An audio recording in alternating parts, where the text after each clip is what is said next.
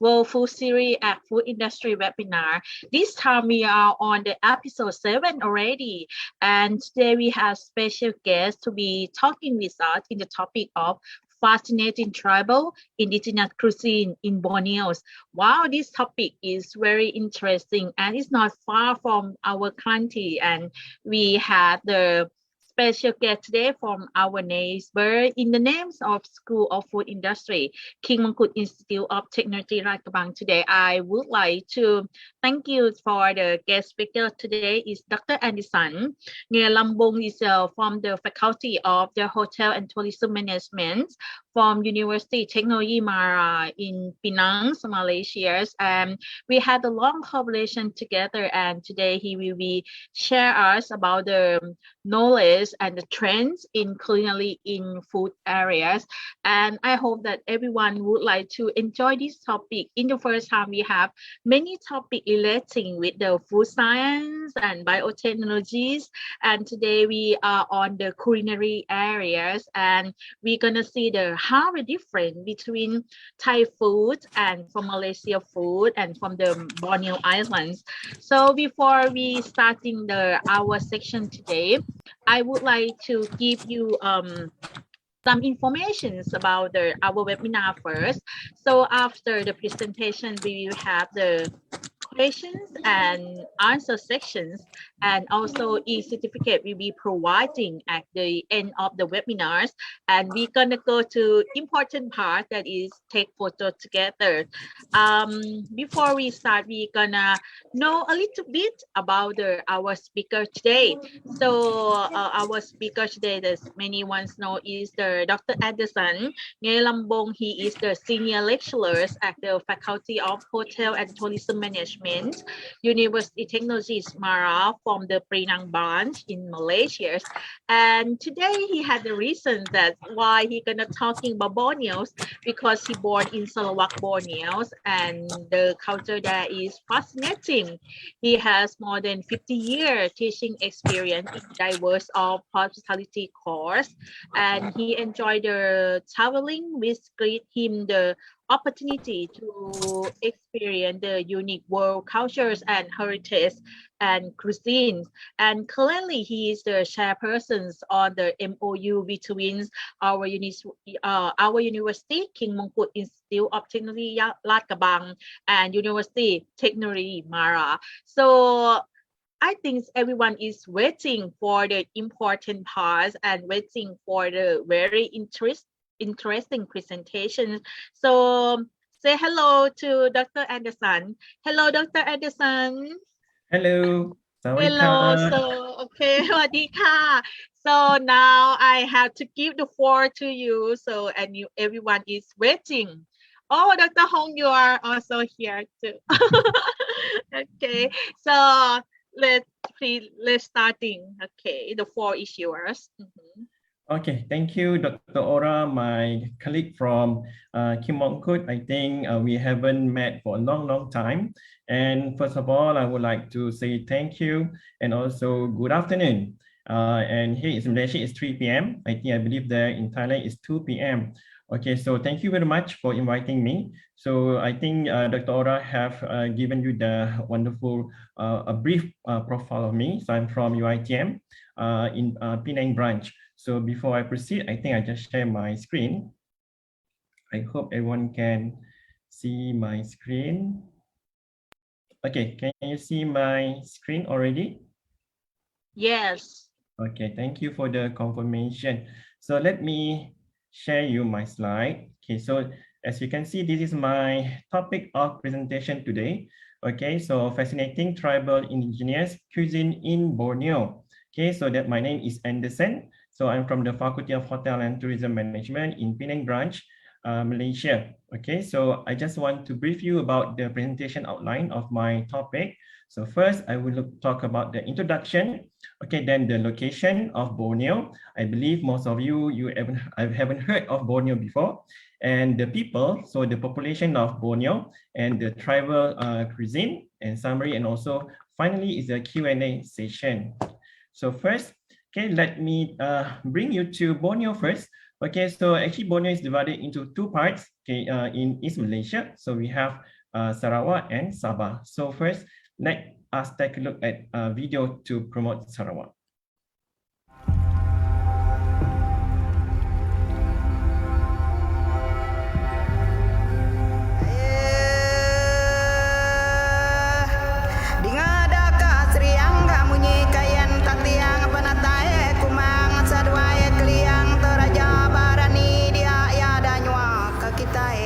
This is a new horizon. One we'd never imagined.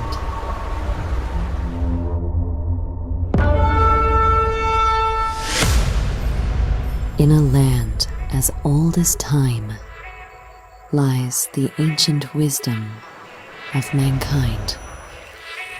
We are all in search of something greater, to find meaning in the mysteries long forgotten.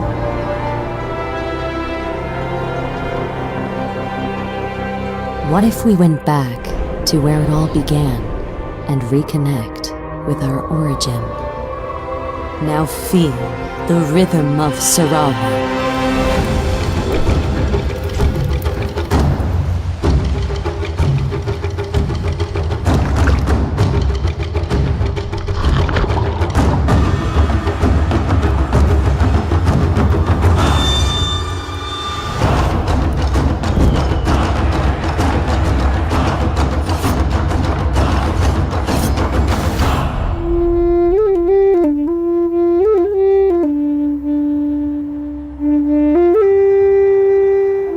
This is our prayer for the world. May you come alive even in the stillness, as you awaken to newfound senses.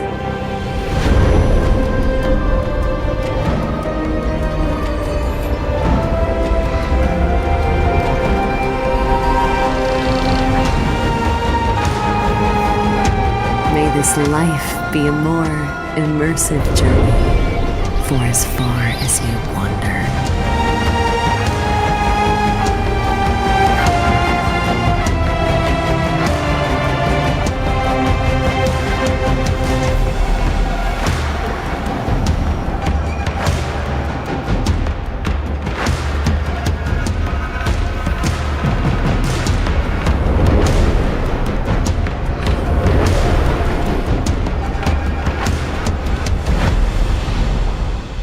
Sarawak, your journey begins here.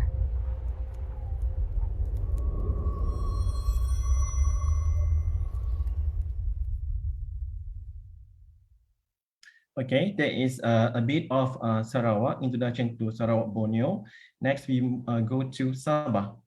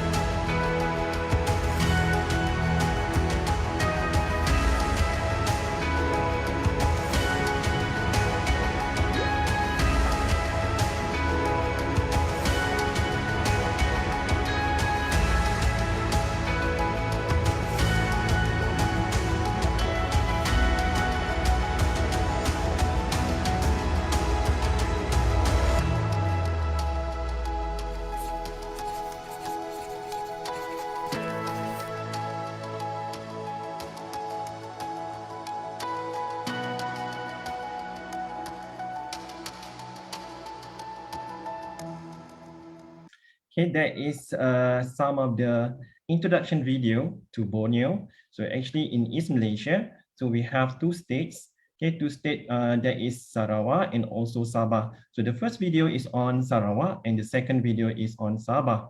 Okay, so as I mentioned, I believe most of you here, you haven't heard of Borneo, especially the east part of Malaysia. Okay, I think most of you are familiar with Kuala Lumpur, Penang, or Malacca. Okay, that is the west part of Malaysia. So before I proceed with my the main topic of the presentation, so I just briefly introduce you to my topic. Okay, so this is the keywords in my topic, which is tribal. So we have to know what is tribal first. Okay, it's a social group. Okay, composed of numerous families, clans, or generations who share similar language, culture, or custom. Then we have indigenous. Okay, what is indigenous? Okay, it is naturally or in a particular originating or occurring naturally in a particular place. So people call as native people or indigenous people. Okay, so they have distinct social culture groups. Okay, that share ties or to the lands and natural resources. Okay, so there is tribal and also indigenous. Okay, and cuisine, I believe most of you here, you are familiar with the word cuisine. Okay, it's a style or method of cooking. Okay, or in a particular country, region, or establishment. Okay, so we are focusing into Borneo. So where is Borneo? So Borneo is actually the third largest island in the world, okay, located in the Southwest Pacific, okay, between the Sulu and Java Seas. Okay, it's a part of the Malay archipelago. Okay, so in Borneo, it's a big island, okay, that is the third largest in the world. Okay, so therefore it's divided into three countries. Okay, we have Indonesian Borneo, okay, Kalimantan, and we have the East Malaysia, okay, where Sarawak and Sabah located, and also Brunei. Okay, so usually the geographic characteristic of this island is mountainous and densely forested, especially in the middle of the island. Okay, I think you are wondering where is Borneo located in the map of the world. So Borneo is located near, I think near Indonesia and also near Thailand. I think the Thailand is up here. Okay, so Borneo is on the east side of Malaysia. So we zoom in, okay, we zoom in further. Okay, so this is the island. Okay, so we have here is the West Malaysia. We have Singapore. I think Thailand is further up here. And we have here is the Borneo. So as you can see here, okay, we have Sabah on top of the island. And we have Sarawak, okay, on the left side or on the west side of the island. Okay, we zoom in further. Okay, you can see here, okay, is shared. Okay, the island is shared, okay, with Brunei, Malaysia, and Indonesia. Okay, so this will influence, okay, the cuisine, the culture, and the lifestyle of the population. Now we move on to the people. Okay, so before we proceed with the cuisine, so we have to know the people first. Okay, so the people of Sabah and Sarawak is actually very diverse. Okay, comprising of many races and ethnic groups. Okay, in Sarawak alone, we have 40 sub-ethnic groups, okay, which have their own distinct language, culture, and lifestyle. Okay, so 6 major ethnic groups in Malaysia. Iban is the largest population, followed by Chinese, Malay, Bidayu, Orang Ulu, and Melanau. While in Sabah, okay, the largest indigenous group is Kadazan Dusun, okay, followed by Bajau and Murut. Okay, so we have other also indigenous or ethnic group in Sabah and Sarawak. So this is how we look like. Okay, as you can see, I'm wearing one of the traditional costume of the Iban people. Okay, and here we have Iban, okay, and also Kelabit, and also Iban warriors. So normally the Sarawak people is called as Sarawakian. So here we have Sabahan. Okay, so Sabahan, okay, mostly is Kadazan Murut. Okay, this is one of the festival dekat Amata whereby they have this pageant, okay, pageant competition called Unduk Adau. Okay, so move on to the main content of my presentation. So the tribal indigenous cuisine. Okay, most of you are interested, okay, what are the cuisine in Borneo, especially in eastern part of Malaysia. Okay, so as I mentioned just now, we are divided into two states in East Malaysia. We have Sarawak and Sabah. So actually we have some differences and also similarity in terms of our food. Okay, so in Sarawak, we have manok panso, okay, empasa o jabang, tubu, asam siok, ulat mulung, kasam, umai, lumit terong asam, and also tuak. Actually, there are many more indigenous cuisine, but then this is some of the most popular one in Sarawak.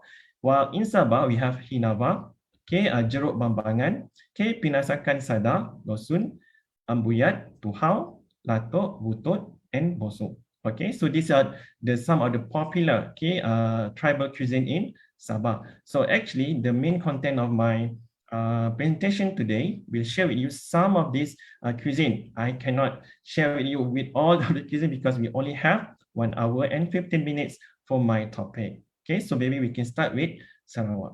Okay, manuk panso. So what is manuk panso? Manuk means chicken.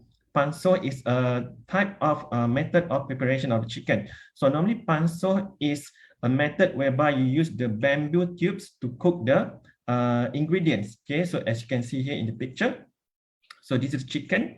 So it has been cooked using the bamboo tube here. Okay, so my presentation today, here I will talk more on the ingredients and method of preparation. Okay, so I will use some videos which I took from the YouTube, okay, that I see is relevant to the topic. Okay, so hopefully you can see the YouTube video, okay, of the preparation of the tribal cuisine. We start first with manuk panso.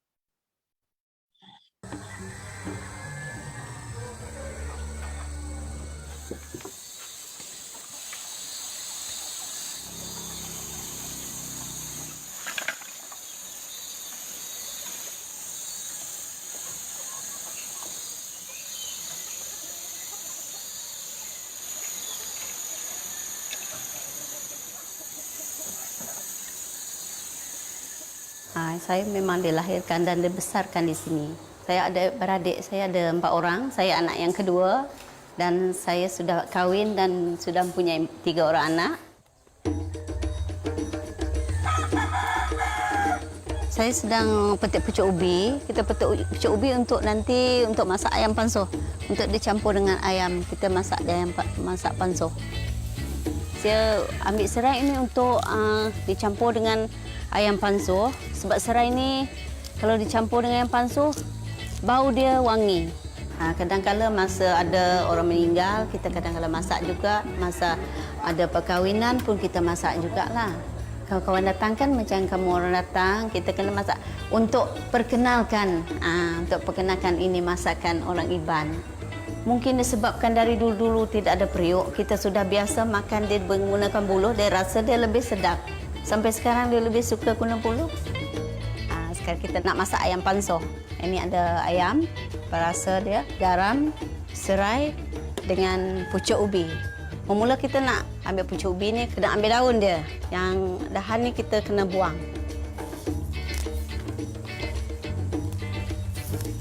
Lepas tu kena potong-potong sebab dia biar dia tidak panjang, kita kena bagi dia pendek sikit. Mula kita ketuk dulu serai dia. Lepas tu kita ambil ayam dia, masuk ke dalam pucuk ubi dia. Ambil serai tadi, kita letakkan dalam 2 batang lah cukup. Lepas tu kita masukkan garam.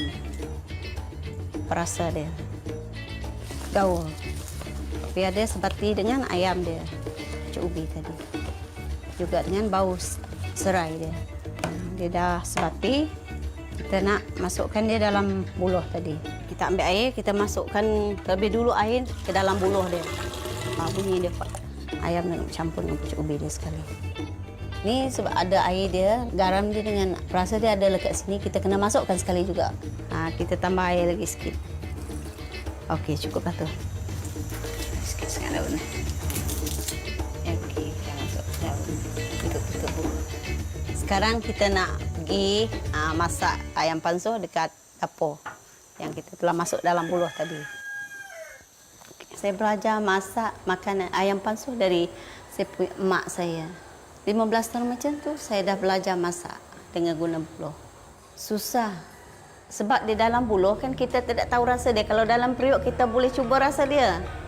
Kalau dalam buluh kita tak tahu macam mana nak masin ke tawar ke, kita tidak tahu. Tengok-tengok dulu, lepas tu kita belajar. Ni dah masak ke tidak macam ni? Nak tahu dia dah masak, sebab dia mendidih. Tengok warna dia. Sebab dia warna hijau berubah ke warna macam-macam nampak macam putih, bukan jugalah. Tapi dia tak warna hijau lagi lah buluh dia. Tapi kalau api dia terlampau kuat, nanti buluh dia hangus. Sebab dia cepat mendidih. Kalau kita slow, api dia slow, dia lambat-lambat, slow and steady dia tu, rasa dia lain. Sekarang kita tengok buluh dia sudah layu, dia sudah mendidih, bermakna dia sudah masak. Kita boleh angkat untuk buat lauk. Okey. Panas.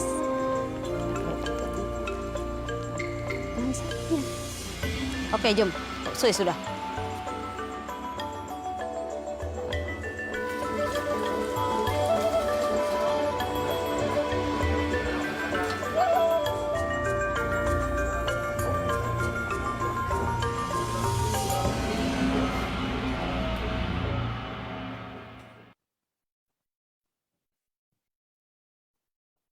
Okay, so this is our first cuisine, okay, tribal cuisine. So actually this cuisine, as mentioned by the lady just now, is from Iban, okay, so one of the tribe in Sarawak, okay. As you can see there, okay, it's very distinct, okay, you use bamboo tubes, okay, whereby in English, sometimes they call it as bamboo chicken or chicken bamboo, okay. So it has a lot of traditional influence inside it, okay. So next, we move on to the next cuisine, okay. So this is Ampasa.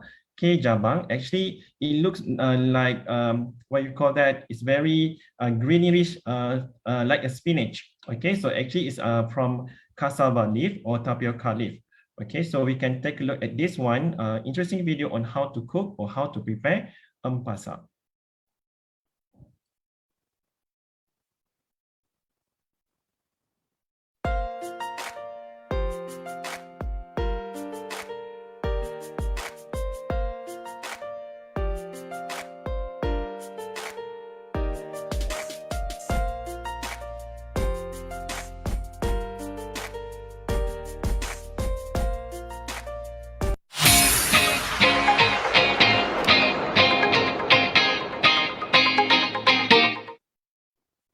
Hai guys, bertemu baru kita pulang aku James Borneo channel. Okay guys, hari tu aku nak share kita siti resepi ianya daun pasak goreng gulai ngau bungai kantan. Okay guys, kita terus ngau bahan-bahannya. Okay, bahan-bahannya guys kena kita nyumai daun pasak lagi ianya tu ialah bahan utama ya. Ni tu aku bisa. As you can see here, okay, I translate for you. So this is the cassava leaf or the tapioca leaf, which is the main ingredient to cook ampasa. And you can see here is the red shallot. Okay, this is bunga kantan, and we have some garlic and also have ginger. Okay, and we also have we have to use anchovies to make it more tastier. Daun pasak atau ke daun jabang atau ke daun ubi. Okay, so saya tahu aku bisa tu guys bungai kantan. Okay, kena kita beri bawangi tangkai sayur masak kita lagi. Okay, itu wajib bisa guys dalam setiap masakan aku lah. Okay, mesti bisa bungai kantan. Okay guys, terusnya ialah untuk tumisan lagi kita bisa bawang merah, bawang putih serta halia. Okay, nak tinggal megak guys untuk beri bau renggut yang lagi campur kita ngau pusok mimit. Okay guys, bahan-bahan yang udah ada pada kita guys, jadi begini cara aku membuat lagi guys. Minta kita semua stay tune goleng aku sampai ke ujung rancangan lagi guys. Okay, boleh kita semua guys ke baru mula channel aku minta kita semua guys sokong aku ngau like, komen, share, ngau subscribe YouTube channel aku James Borneo channel. Okay guys, haram kita masak.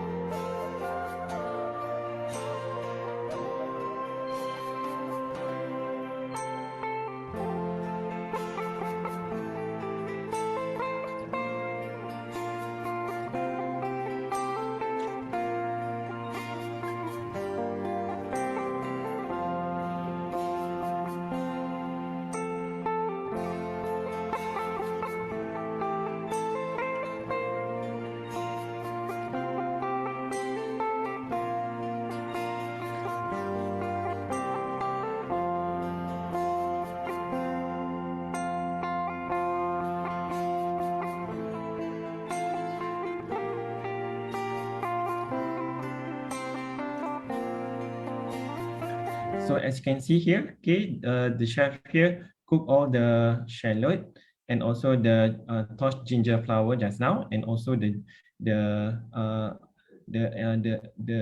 pounded, okay, the pounded cassava leaf here or tapioca leaf. Okay, so it's a very simple dish. Okay, so actually this is the dish that I love the most out of all the tribal cuisine.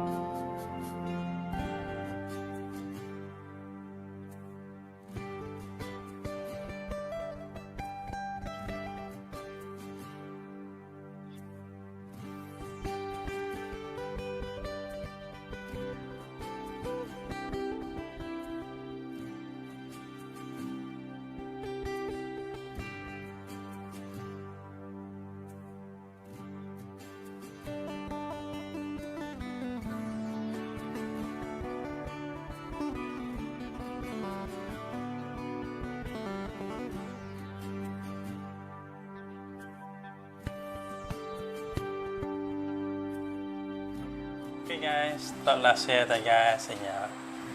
Sayur tu semua ko tadi daun pasak atau daun jabang. So this is the result. Okay, so this is what we call as empasak or daun jabang. Okay, so this actually pounded cassava leaf or tapioca leaf.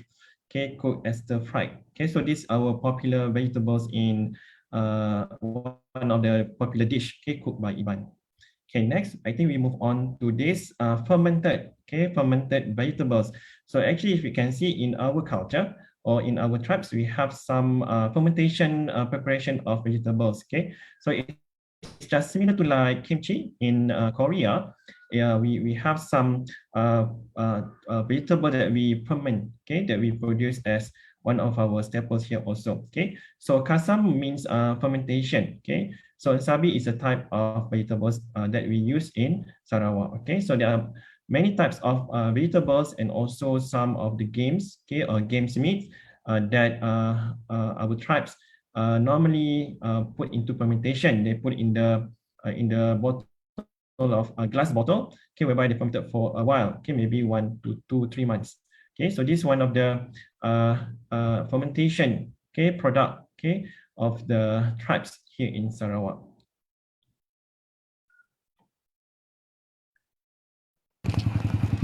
Berapa deh? 21. Au.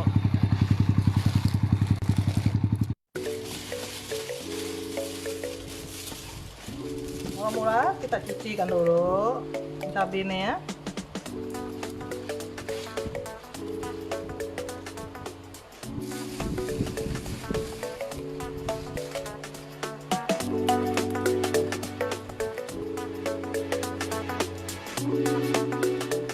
So first they will clean first the vegetables. So here is ensabi.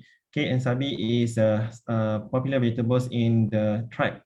Okay, so this by Iban lady. Okay, she prepped the vegetable before doing the fermentation process.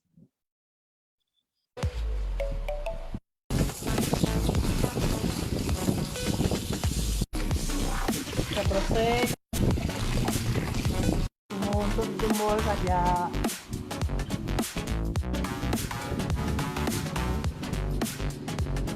And then the next step is after they clean the vegetables, they will dry the vegetable under the natural sun. Okay, so it will make the fermentation process better. Okay, so whereby they have to dry the vegetables.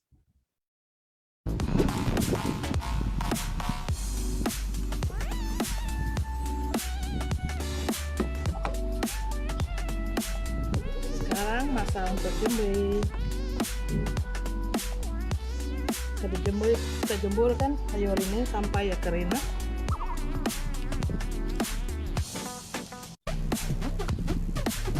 Kasar.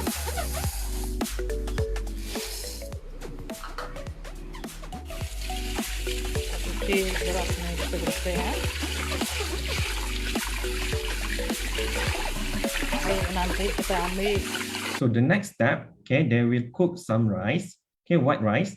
So they will take the boil, okay, the boiled water of the rice, okay, they will put together inside the fermented vegetables. Okay, so this is the main ingredient, okay, whereby they ferment using the rice, okay, the cooked rice, okay, not the rice actually, but then the water from the rice, okay, the boiling water.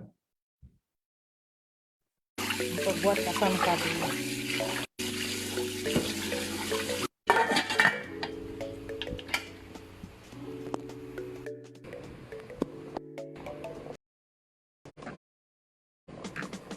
Nasi pun sudah mendidih, jadi kita ambil airnya. Ambil air aja. So they just take the boiling rice water. Okay, so the boiling rice water is the main ingredient in the fermentation process. Air.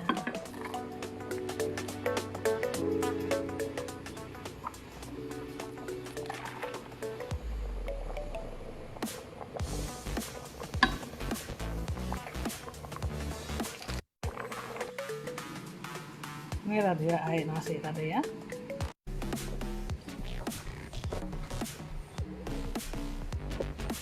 Okay, as you can see here, okay, the vegetable is already dried. Okay, I think this is like the whole day process.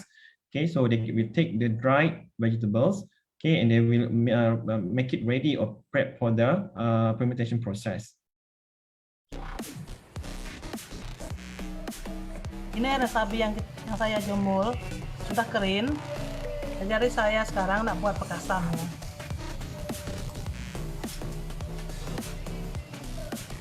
Garam. So they will put some seasoning and also salt. So,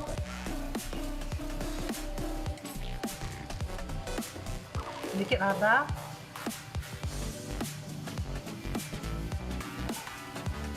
Chili powder.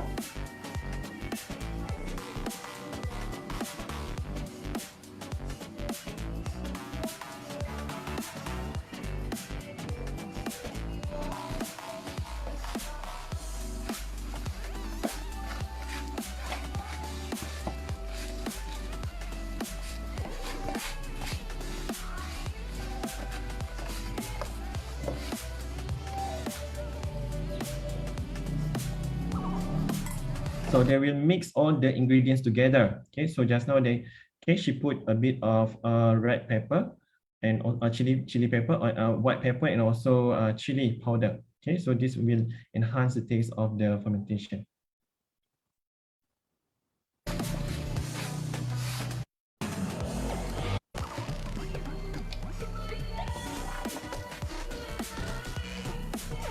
And then next, okay, they put the mixture of the vegetables, okay, inside a bottle or a jar. Okay, so normally they use a glass jar. Okay.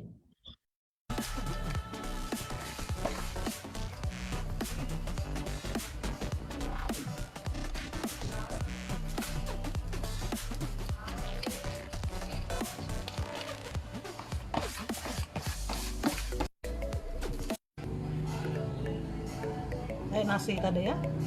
Air nasi. Okay, so here is the where they mix, okay, where they put the boiling rice water, okay, into the mixture of these vegetables. Okay, so the rice water is the main ingredient to ferment the vegetables. Sudah sejuk, kita simpan air nasi.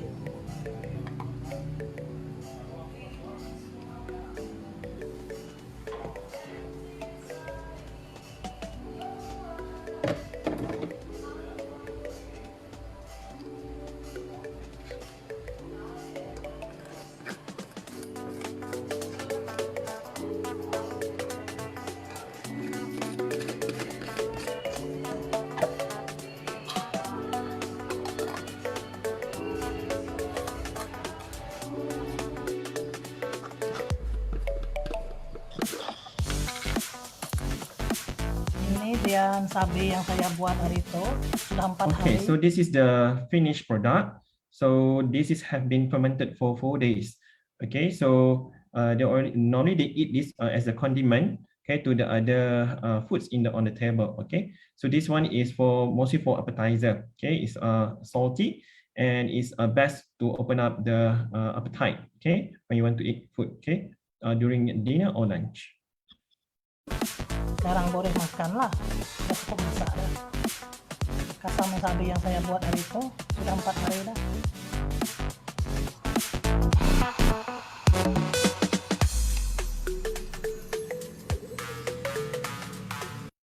Okay, so as you can see in our culture also, okay, mostly in Sarawak and Sabah, okay, they use fermentation method, okay, to cook to prepare their food products. Okay, so normally they use fermentation, okay, for vegetables, okay, and also meat, okay, for game meat. For normally they use wild boar, okay, wild boar to ferment, okay, for this, okay, and this is also a fermentation process, okay, whereby they make tuak. Okay, so what is tuak?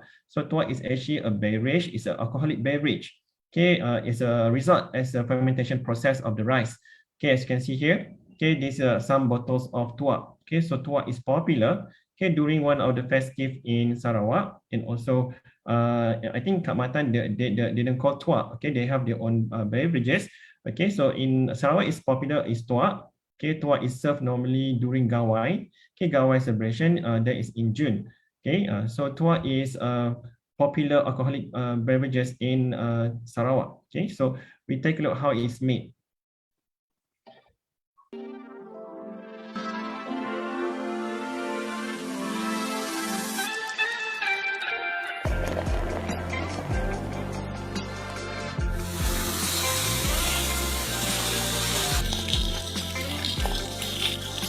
So the main ingredients is the glutinous rice. Okay, so this is a glutinous rice.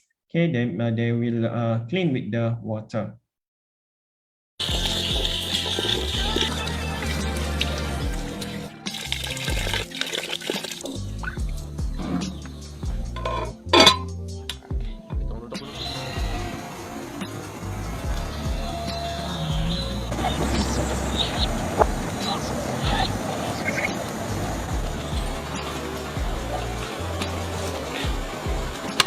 So they will cook the glutinous rice, okay, in order to prepare for the beverages.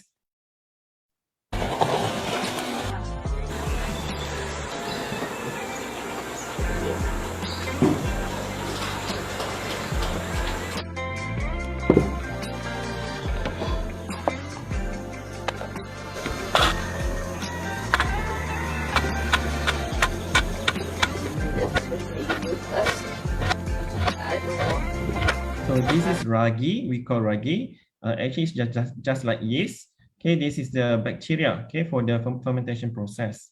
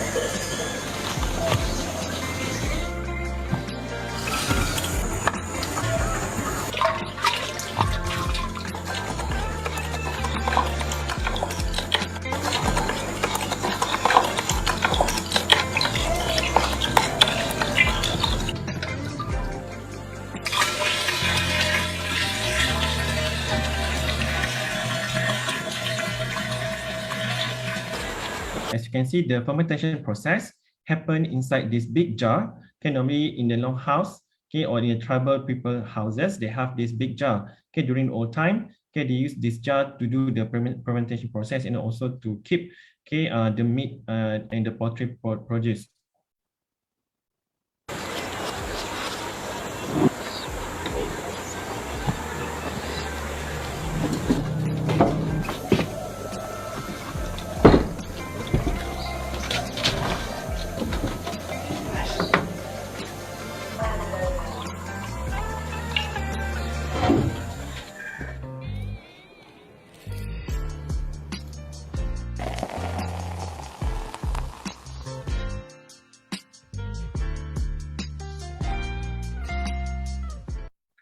So actually there is tua, okay, just now. Okay, there is also a result of fermentation product. So many of the food or the beverages is also they use fermentation. Okay, so this is one of the popular dish, okay, popular tribal cuisine in Sabah. Okay, so in Sabah they have hinaba. Okay, in Sarawak we have similar thing we call umai. Okay, so this is fish or seafood cuisine. Okay, so now we take a look how inava is made. Okay guys, jom hari ni kita nak buat makanan orang Borneo. Jarang kita dapat buat resepi daripada belah-belah Borneo Jom hari ni kita buat umai ataupun ada juga orang panggil sebagai hinaba. First they use this Spanish mackerel, okay, for the cuisine. Okay, untuk ini kita akan gunakan ikan tenggiri yang kita ambil isi dia, kita asingkan daripada tulang, You can see here they use a lot of calamansi of this lime and also chilies, but chilies, shallot and also ginger here. asingkan juga daripada kulit. Okey, isi yang telah kita asingkan ni kita akan hiriskan dia secara kecil-kecil dan kita akan campurkan dengan bahan perapan yang lain. Selain daripada ikan tenggiri, ikan bawal hitam boleh, nak pakai ikan merah pun boleh. Tapi kalau boleh memang kena guna ikan yang fresh, barulah rasa umai ni jadi lebih sedap. Okey, dekat bahagian tulang masih ada isi. The main important thing is in doing hinava or umai, you have to use fresh seafood, okay, because there's no cooking process involved. Okay, they just marinate this using the lime here. Okay, it's similar like sushi, so sometimes they call Borneo sushi. Kita korek bagi habis. Okey, gunakan 5 kasturi lebih kurang dalam 20 biji. Okey, kita ambil jus dia saja. Okey, 5 kasturi ni, aku cakap jus ni akan menyebabkan proses pemasakan kepada ikan secara semula jadi. Sebab kandungan asid dalam limau akan menyebabkan ikan tu masak. Okey, kita tapiskan, kita perapkan dia 15 minit. Kita boleh tengok nanti color dia bertukar sedikit putih. Okey, sediakan bahan-bahan lain seperti bawang merah, kita chopkan kita punya halia. Kemudian kita akan potong hiriskan kita punya lada merah yang kita buangkan biji. Kemudian kita akan hiriskan dia secara kecil-kecil. Okey, untuk rasa yang lebih pedas, anda boleh letakkan cili padi dan kita akan tumbukkan menggunakan lesung batu. Kemudian kita akan masukkan ke dalam ikan. Kita tengok ikan tu dah mula bertukar warna kan, ada je warna putih sikit. So maksudnya proses pemasakan dah bermula kat situ. Campurkan bahan-bahan yang lain. Kita campurkan semua termasuklah cili padi tadi dan kita akan kacaukan. Okey, kita letakkan juga garam, kita letakkan sedikit gula. Okey, kemudian kita akan letakkan kulit limau kasturi tu sedikit dalam tu. Kacaukan dan kita akan biarkan dia dalam 2-3 jam ataupun biar semalaman di dalam peti ais, barulah kita makan. Okey, umai ni sedap kalau makan dengan nasi pun okey, kalau nak makan macam tu saja pun dah okey. Jarang kita dapat makan resepi-resepi daripada belah Borneo. Jadi apa kata kita cuba buat resepi ni, sebab ni kan bulan 8, so kita kenalah meraihkan kemajmukan rakyat Malaysia. Selamat mencuba guys. Okay, so there is hinava. Okay, one of the popular dish in Sabah. Okay, so hinava is normally made from seafood. Okay, so there's no cooking process involved, as you can see. Okay, mostly the thing is produced using the lime. Okay, the lime juice. Okay, so next we have this ulat. Okay, ulat is just like a worm. Okay, ulat mulung or ulat sagu. Okay, so but then because of the time constraint, I will not show you the method of preparation. Okay, actually it's a very unique or cuisine in Malaysia. Okay, so not everyone dare to eat this one. Okay, because it's only for the brave one. Okay, so normally they eat this. Sometimes they didn't cook this worm. Sometimes they can just eat it raw. Okay, so it's very authentic experience. Okay, if you go to Borneo. Okay, so as I mentioned, okay, because of the time constraint, okay, so I just show you the pictures, okay, of some of the tribal fruits and vegetables, okay, that you can only found in Borneo, normally in Borneo. Okay, so we have here is paku and midin. Okay, this is the family of Stenostenia. Okay, so this family of fern actually is a fern. Okay, it's very delicious. Okay, cooking with shrimp paste or belacan we call it here. Okay, shrimp paste. So we just stir fried it. Okay, so it's very popular, okay, among tourists and among our local people here. Okay, next we have here is dabai. Okay, dabai or kembayau. Okay, kembayau is called by the Sabahan and Brunei.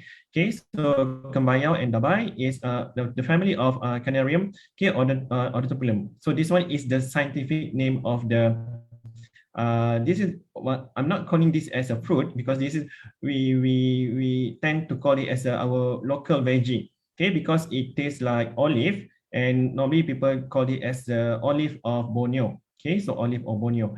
Okay, so it's very have this similar taste to avocado. Okay, so similar taste to avocado but looks like olive. Okay, so here the third picture here is mawang or buah mawang, or in Sabah they call as buah bambangan. Okay, so this Mangifera panjang costomans. Okay, so this is tastes like mango, and it looks like very yellow like mango also, but it doesn't what you call that, have this flesh like mango, because it's a lot of tiny filaments inside. Okay, so but then the outer side is not green like mango. It look like very chocolate. Okay, chocolate color. Okay, so the taste is similar like mango, but then it's, I think, more if it ripe. Okay, ripe is more to sweet. Okay, if it's not ripe yet, it's more to sour taste. Okay, so the last one, or the last picture here, is vegetables. Okay, this is like eggplant, but then this is eggplant local to Sarawak or local to Borneo. Actually, in some part of, I think, Indonesia also they have this one. Okay, so in Sarawak we call this as terong Dayak, terong Iban, or terong Asam. Okay, so the scientific name is Solanum ferox. Okay, this one. Okay. So this is the summary of my presentations. So we have come to the end of my presentation. So just a short presentation.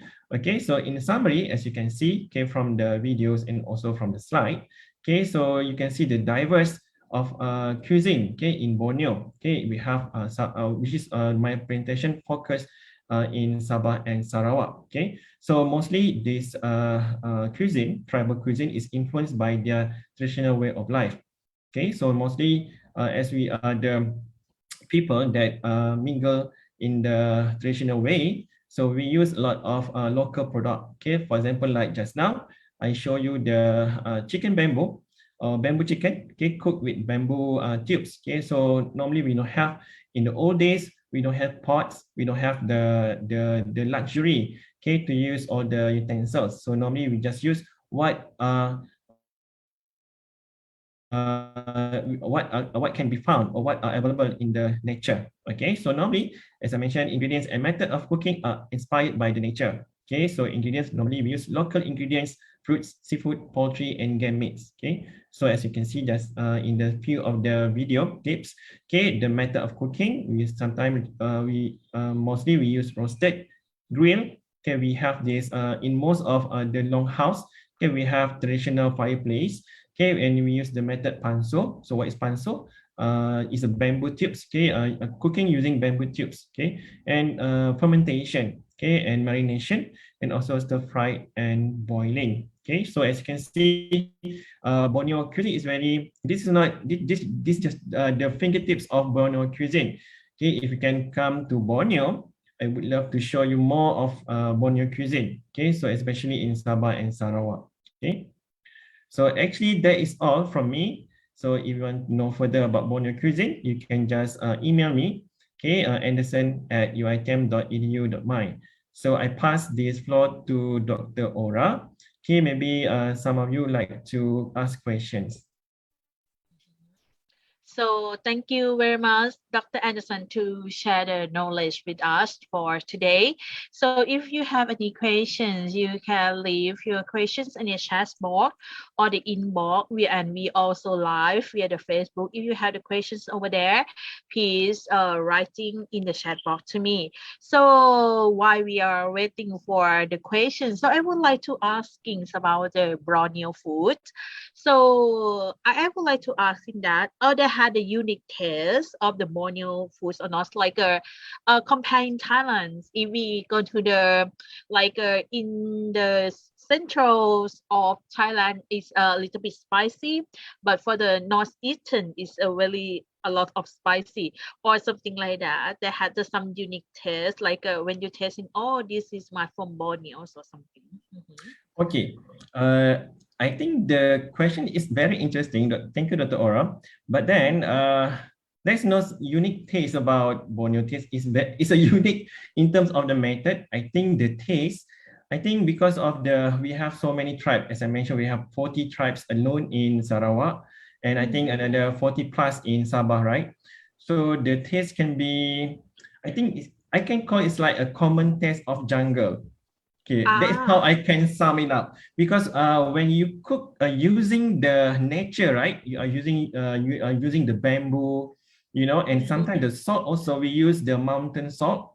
Okay, it's not the sea salt because in the local tribes they have their own way how to produce salt. Okay, from the mountain and something. Okay, so here you can have that. I think it's more to like nature taste.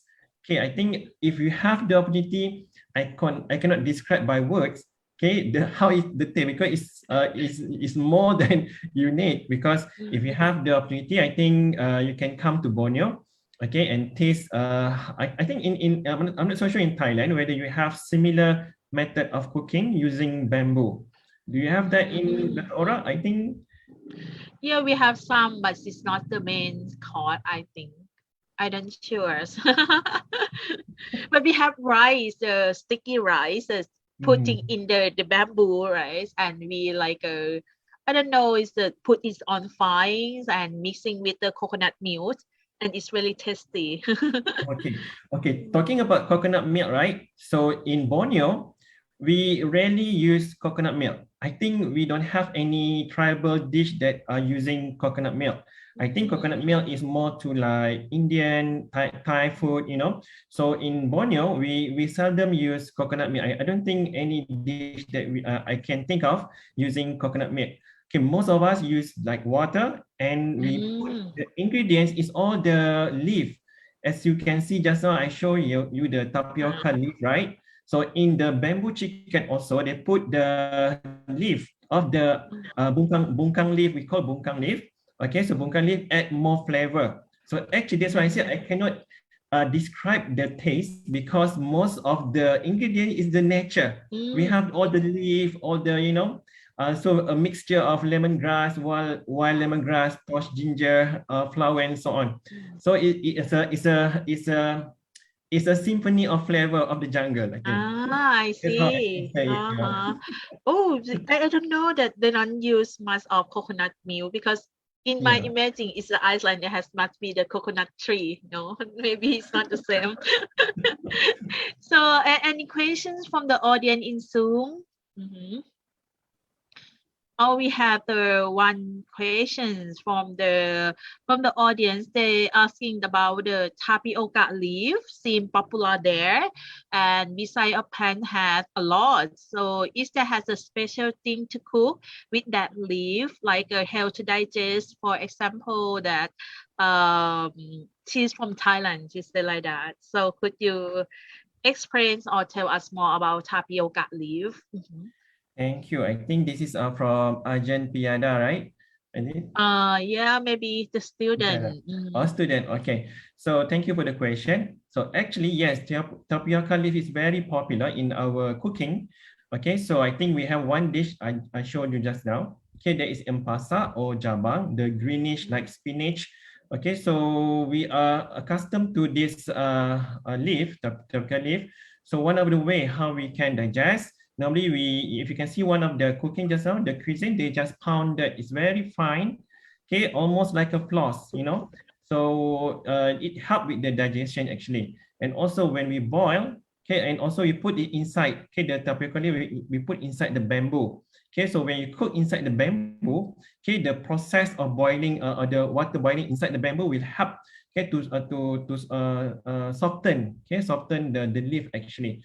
So actually, that's why I said, I think from my experience traveling, right, going to, to Asia, so I think mostly Asia, I think tapioca leaf is popular in Asia, right, in Asian or in particular.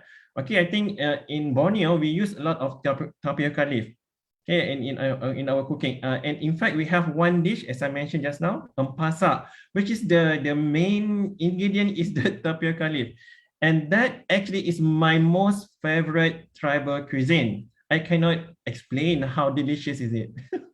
Because normally I eat it, how we eat it, we put the veggie with our white rice and we mix it together until the rice become green. Yeah, so we eat together with the white rice. Yeah, I think it's the taste is I think I'm not so sure because of I think the anchovies and also we have the ginger inside also. Okay, and also I think the anchovies also help with the taste to enhance the taste of the tapioca leaf. Yeah. I hope that Okay. answered the question. Yeah, I hope they answered the Yeah, question. oh, that's interesting. So, Professor Hong also had the additionals of the comment. He said as tapioca or cassava leaf, they have containing flavonoids and vitamin E and beta carotenes, and this is like an antioxidant in natural, so it can be very smart to mashing of the cassava leaf or tapioca leaf to increase the surface areas. This much more and stir fry with vegetable oils to extract the compound. So it's like a more healthy food, the anti-natural from nature. So this is really good, healthy. So I never taste them. You know how they does not feel the gillish, the taste. When you pound it very fine and when you boil it very, in the like for 10 minutes, I think the taste is better when you do the cooking. Yeah, I think by itself is not delicious. So I think when you pound it, I think it will release some sort of I think the natural content as mentioned by Prof. Huan just now. Maybe this help with the taste, I think. Yeah. So this is good things, and I heard the many research focus on cassava leaf for now for much more knowledge about them. So if there anyone's had any questions in Zoom for in chat box, so no one, I think. But then Okay. talking about cassava leaf or the tapioca leaf, Dr. Ora, I just want to add a bit because here I think you have here is the group of all the scientists, I think we have here Dr. Prapan. Hi, Dr. Prapan, how are you? Long time no see. Hi, I'm fine, thank you. How are you? Nice to I'm see you good. again. Yeah, Professor hopefully to Hong see you also again. here. Yeah. So Dr. Prapa is very knowledgeable also in terms of the traditional food, I believe. Okay. So I'm not so sure. Maybe Dr. Prapan have experience with tapioca leaf. Dr. Prapan. Interesting. You in Borneo Island, you have so many ethnic groups in living there, and then this is the first time that I heard about the using of the tapioca leaf as a main ingredient for food. We got a lot of tapioca leaf in Thailand because we grow a lot also tapioca, but I seldom see people use as a food, like a main food. Even in the South, normally we use the sweet potato leaf, but not tapioca leaf. I am not quite sure if there any like a specific variety that you can be eaten. I mean, for the tapioca leaf, normally it's contained like the white liquid, right? Yeah. So we use the young leaf normally at the end of the branch. So that is the best part. It's not the old leaf that we are looking at. Yeah. But in Thailand, I'm not sure that we got the same variety or not. And this variety can, is we can eat or not. But for the cooking techniques, many things we share in common, like a fermentation, but the way to ferment those kind of vegetable is exactly I would say exactly the same process. Like you have to wash and then sun dry and then mix with the salt, of course, because you need the environment of the fermentation that let the lactic acid bacteria to grow. And also we use the rice water, but sometimes we don't boil. We just use the cook water. I mean boiled water, and then wash the raw rice, and then use the white water that from the rice for the fermentation. And what else? Yeah, very interesting. I have one question about, so normally you can find any restaurant that with the common Malaysian food also in Borneo, like nasi lemak or all kinds of those Malaysian curry or not, or people just don't eat that way.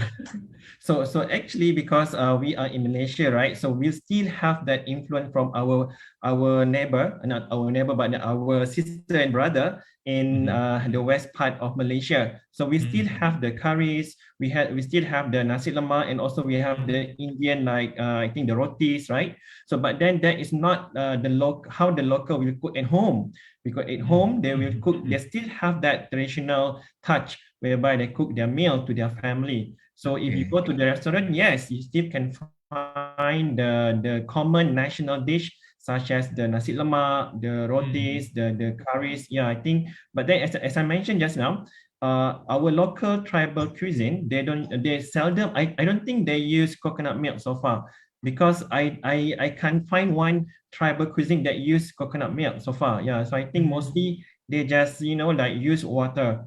Yeah, so I think, yeah, in most of us, we use grilling technique. So grilling, we just marinate with some soy sauce, and then we just grill. I think similar to like Korean, right? So Korean, they have like grilled meat.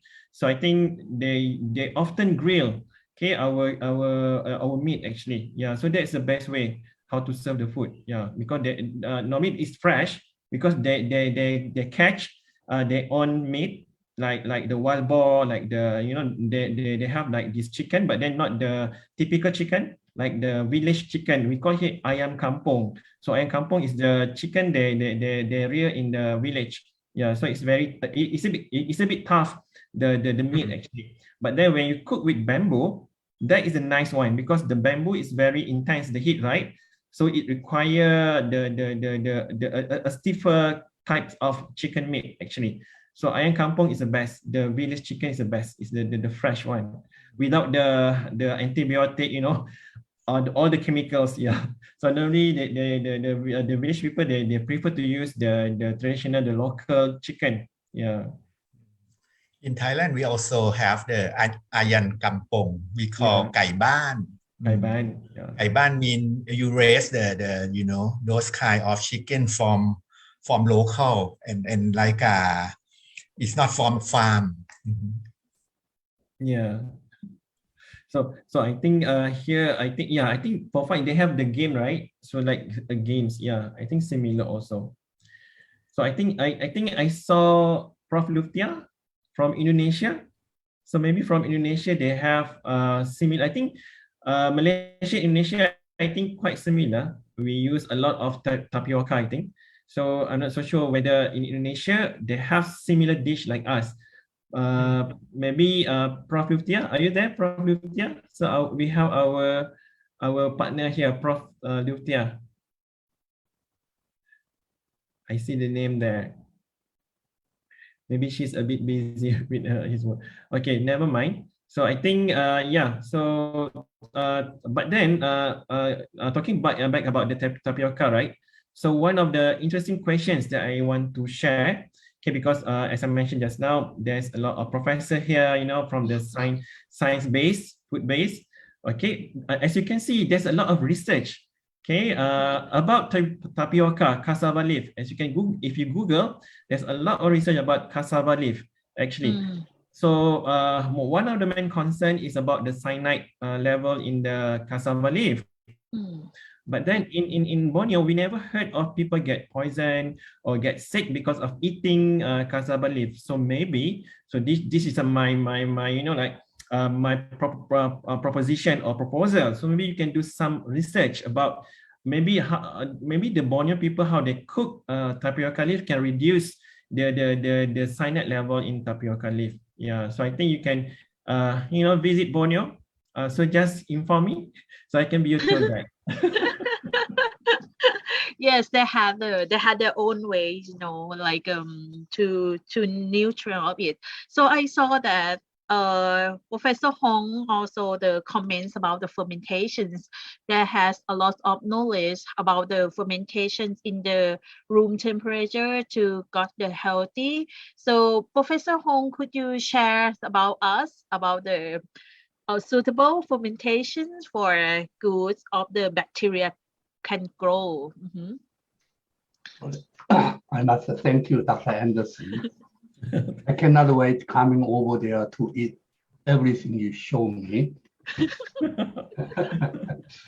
Actually, I worked with the horticulture people in Kasesa University for a long time for indigenous vegetable to find the biologically active compound. And cassava leaf is one of them. As you talked about the cyanide, the way you cook, I mean, boiling and drying, this process really breaks down cyanide or a large quantity. So people cannot intoxicated with the cyanide at all. And also cultivar of your cassava maybe contains very low cyanide content because it depends on the cultivar, the species. And the most attractive thing is fermentation. Your hasam, this fermentation is said, the process is very similar to Korean one. Like you said, Korean kimchi. The vegetable, how you treat, especially adding salt to retard the growth of harmful bacteria. And then all these vegetables actually carry lactic bacteria. So the fermentation process, only difference between your region and Korea is weather condition. We fermented kimchi just before the winter. So fermentation temperature is very low. So slowly fermented. In this case, leuconostoc mesenteroid. This is very fast-growing lactic acid bacteria and high temperature. So if it grows fast, the taste of kimchi really becomes just sour and cannot have the texture. How would I say? When you chew it, you can hear the sound of your chewing process. But if it's high temperature, you cannot hear that kind of thing because Lactobacillus plantarum, the major kimchi fermentation bacteria, grows low temperature. So I wonder, after you put everything in the bottle, if you ferment one day and then place in the refrigerator like 1 month, maybe the texture and the taste becomes really different. Now, that's my first opinion. I haven't. So I believe maybe Prof. Hong can come to Borneo to conduct some research. Yeah, so maybe can come to Borneo because I think you have the experience, right? So maybe you can do some research in Borneo. You are welcome to come in Borneo. I wish I live there. Another thing is about the tuak. It's just like a Korean makgeolli, rice fermented wine, and using the, how do you say, vessel, the clay ones, maybe made with the clay. It's the same as Korean ones because it keeps the temperature very stable because the water evaporates slowly outside, so inside temperature is mostly stable. The fermentation keeps going on. And I wonder what is alcohol concentration of tuak. Mostly Korean ones, 12%. Oh, okay. Or something like that. but it looks to me your truck maybe goes up to 15%. And I will like it very much. So later maybe I give you one for souvenir from home. So I give you souvenir. Lastly, about the Bornesian sushi mackerel using calamansi lime. I like that very much because it turns the protein denature and the texture becomes really elastic. And when you chew it, the flavor and it's really drive me crazy. Thank you very much for your wonderful presentation. Thank you, Professor Hong. Thank you. Yes, thank you, Professor Hong, for share the knowledge with us. So I think we had the time finished for the question and answer already. If you have the questions or anything, you can leave it in the chat or anything, and I will ask Dr. Anderson to answer that later on. So thank you very much for sharing about food today. So even though I don't have lunch, I'm gonna be hungry to see the fruits of you. So next time we will see each other in person live for, I think, this month, right? Yes. Okay, so further cooperation will be see each other. So before we end this section, I think this is a time that everyone waiting before we scanning of the e-certificate. So should we take a photo together, please? We have many people in here, 54 person. So okay, so everyone, let's check your face for today. So we will have the okay. So we're gonna take photos together before we scanning of certificate, right? So okay. So now I think everyone is ready for taking a photo. So please open your cameras. I think everyone is looking good. So in Thailand, we also allow us not have to wear a mask. Okay, so. Okay, so I think as many people start to open their cameras already. So we are gonna practice of smiling. So wait a little bit for everyone open the cameras. Okay, right. So okay, wait a little bit, please. Okay, so I hope that everybody is looking good. So smiling. So we got a 3 shots because we had 3 screen together. So 1, 2, 3, smile. Okay, right. So next one. 1, 2, 3, smile. And another one. 1, 2, 3, smile. Look good for everyone. No. So thank you very much to join us today. The scan QR code will be shared on the screens, and I also sent of the e-certificate links on the chat box. You can click on the link and put your names on the links and your email. So the e-certificate will be sent direct to your mails already. So, or you can scan from the QR code. It also relating with the link also. So I think we take a while for your scanning of the certificates.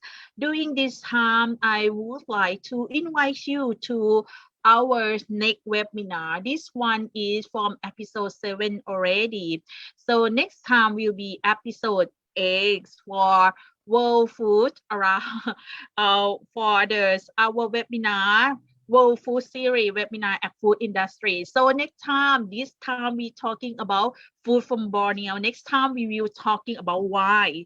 So next time we will introducing to the world of wine from the expert in the wine, Dr. Guillaume Martins. He is the researcher from University of Bordeaux, France. When you're talking about France, you're gonna thinking about wine. So this one is also giving you the certificate too, and we'll be introduce you to know a lot of wine in the world, how it tastes, and the food pairing of it.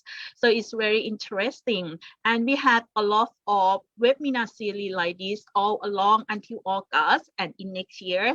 So if you would like to continue follow us with the webinar, could you go to follow us in the Facebook like food industry.